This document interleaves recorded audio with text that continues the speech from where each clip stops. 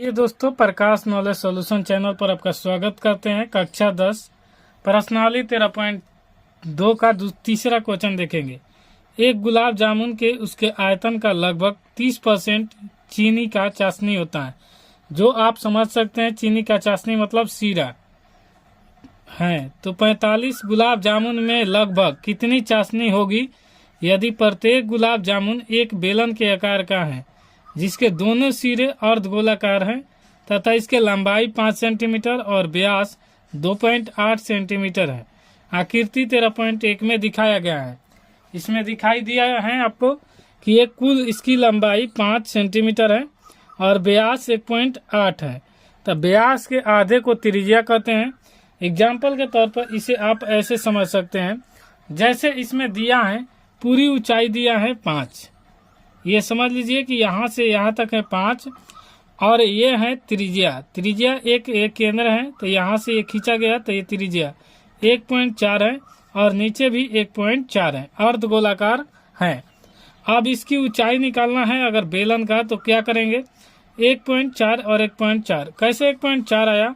यहाँ पर 2.8 है तो व्यास के आधे को त्रिज्या कहते हैं। जैसे d बराबर होता है r/2, तो d बराबर होता है r/2, r बराबर d/2 होता है। r बराबर d/2 होता है। तो r जहाँ त्रिज्या होता है और d डायोमीटर यानी व्यास होता है और ये 2 होता है। तो यहाँ 2.8 बटा में 2 रखेंगे तो भागा दे देंगे तो आ जाएगा 1.4। तो ये होता है, यानी कभी भी व्यास जो होता है त्रिज्या के दोगुना होता है और त्रिज्या आधा होता है व्यास का, ये याद रखिएगा। तो यहाँ पर हो गया। अब इसका पूछा है कि आप पूरी को ऊंचाई यहाँ पर दिया है 5 और यहाँ पर 1.4 है, यहाँ पर 1.4 है। तो क्या करना है, इसका अगर बेलन का पूछे खाली ऊंचाई निकालना, तो बेलन के यहाँ से यहाँ तक की ऊंचाई निकालने के लिए 1.4 और 1.4 को जोड़ेंगे तो आ जाएगा 2.8 और ये 5 में से घटा देंगे तो हमारा आ जाएगा, यानी 10 में से 8 गया 2 और 4 में से 2 गया 2, यानी 2.2। तब बेलन की ऊंचाई आ जाएगा 2.2 और त्रिज्या सबका समान है। त्रिज्या बेलन का भी कहेगा तो इतना ही होगा, ये बेलन का त्रिज्या हो जाएगा। तो ये हो जाएगा आपका 1.4। इसमें ऑलरेडी दिया है कि यह जिसके दोनों सिरों पर अर्धगोला है जिसकी लंबाई 5 सेंटीमीटर और व्यास 2.8 सेंटीमीटर है, यानी दोनों का दिया हुआ है।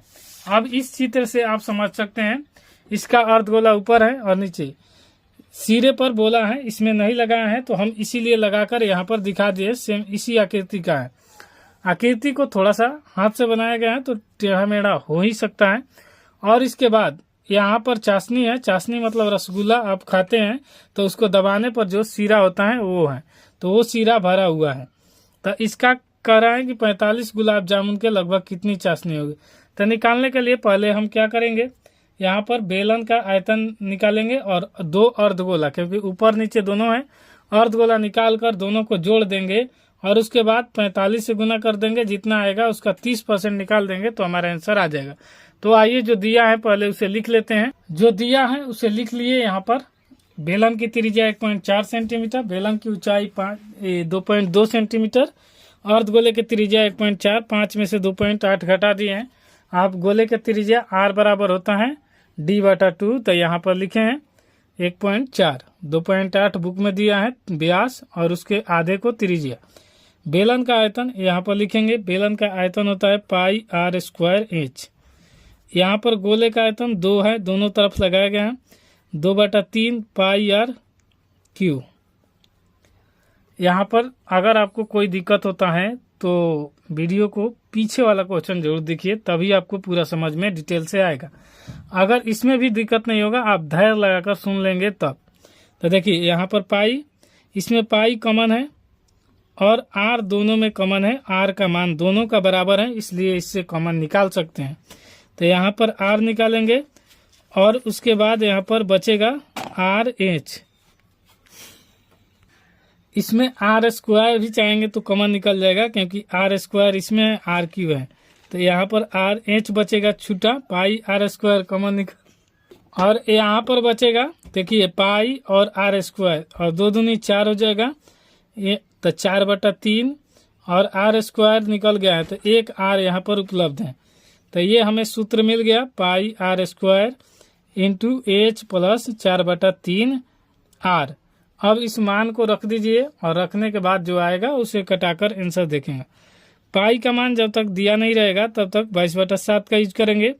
आर का स्क्वायर तो 1.4 का स्क्वायर करेंगे और एच का मान दिया है यहाँ पर हमें 2.2 लिखेंगे और प्लस 4/3 और आर का मान यहाँ पर है 1.4।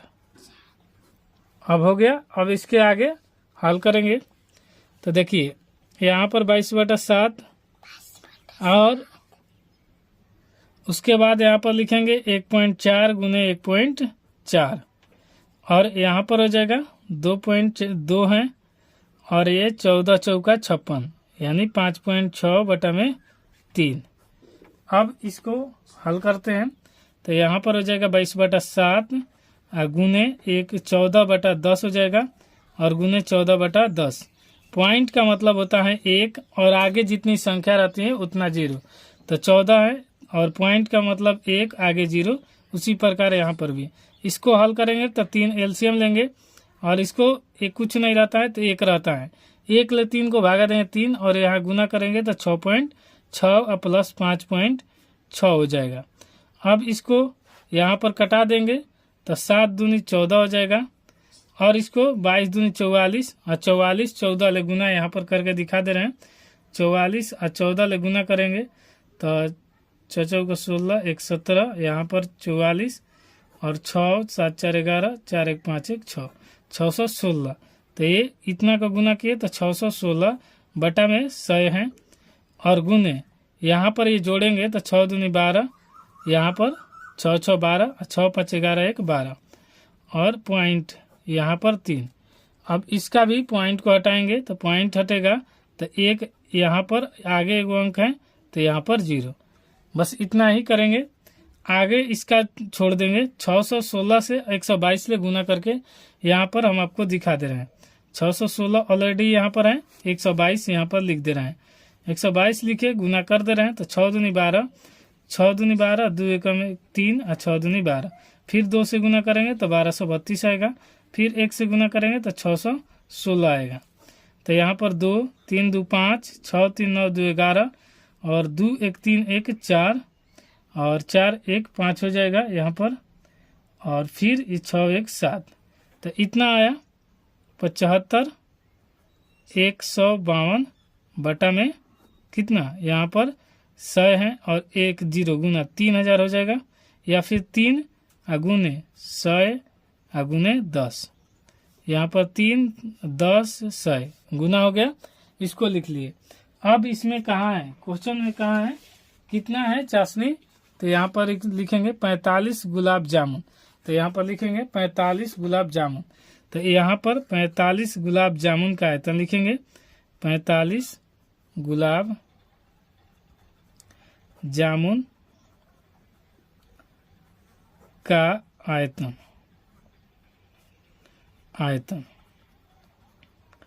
तो जितना है उतना लिखेंगे। 75 152 बटा में हो जाएगा 3 गुने 100 गुने 10। बटा में क्या होगा, यहाँ पर यहाँ ये 45 है तो 45 आ जाएगा। अब इसको कटाएंगे तो तो ये 3 से कट जाएगा तो 15 बार में। अब 15 बार में कटेगा। इसको और क्या करना है, और इसका निकालना है। इतना गुना इसलिए नहीं कर रहे हैं, आगे आके जाके कटेगा तो आपको पता चल जाएगा। अभी इसमें कहा है कि आयतन का लगभग 30% चीनी का चाशनी है, तो अब इसमें 30% चीनी का चाशनी निकालना है। तो अभी इसका जितना है ये 30% भी निकाल देते हैं। देखिए यहाँ पर हो जाएगा 75 152 गुने 15 बटा में यहाँ पर 100 आय 3 से कटा हुआ है तो इसको छोड़ देंगे और यहाँ 10। इसका 30% मतलब 30 बटा में 100। अब 1 0 से ये 1 0 कट जाएगा। आपको यहाँ पर कोई दिक्कत नहीं होगा। यहाँ तक आपको समझ में आ रहा है तो फिर से समझेंगे। यहाँ पर एक और 0 कटेगा। देखिए 5 3 15 और 5 ले कटेगा तो 20, 2 ले कटेगा तो 10 आ 2 ले ये कट जाएगा तो 2 3 है 6, 1 2 7 14, 1 2 5 10, 1 2 7 14, 1 2 6 12। आपको गुना का प्रोसेस सिखाने के लिए इतना कर रहे हैं, ना तो कटाकर एक ही बार में हो सकता था, लेकिन आपको एग्जाम में सिखा दे रहे हैं कि ये ऐसा गुना आराम से कर सकते हैं। अब इतना आया तो गुना कर लेते हैं। तो 36 18 की 8 हासिल 1, 17 का 21 के 1 हासिल 1, 22 हो जाएगा। तो 22 2 5 15 2 17 के साथ हासिल 1, 17 का 21 1 22 हासिल 2, 33 का 9 2 11। अब यहाँ पर हो जाएगा 100 गुना है 10 तो 1000 हो जाएगा। और एक ये 3 बचा है तो इसको भी लिख लेंगे। अब इसको आसानी से क्या करेंगे, फिर से गुना करेंगे। 18 का 24 की 4 हासिल 2 हो जाएगा। 3 दूनी 6 2 8, 17 का 21 की 1 हासिल 2, 2 3 दूनी 6 2 8, 3 दूनी 6 1 8 और ये 3 एकम 3, फिर 3 एकम 3, 338.184 हो जाएगा। 1000 नीचे। अब पॉइंट बैठाने के लिए 3 अंक 3 को 0 है तो 3 अंक छोड़कर बैठा दीजिए। तो 338 184 है। आपको पॉइंट 3 अंक 3 को 0 है तो 3 को अंक छोड़ दीजिए दाहिने तरफ से, 1 2 3 और यहाँ पर पॉइंट बैठा दीजिए। यही आपका आंसर हो जाएगा लगभग 338। और यही आपका बुक में भी आंसर दिया होगा, सेंटीमीटर क्यूब में दिया होगा। और यही आपको आंसर हो जाएगा। दोस्तों वीडियो पसंद आए तो लाइक शेयर सब्सक्राइब जरूर कीजिएगा। कोई दिक्कत होता है तो कमेंट बॉक्स खुला रहता है, कमेंट में अपना सुझाव जरूर दीजिए। मिलते हैं नेक्स्ट वीडियो में, तब तक के लिए जय हिंद।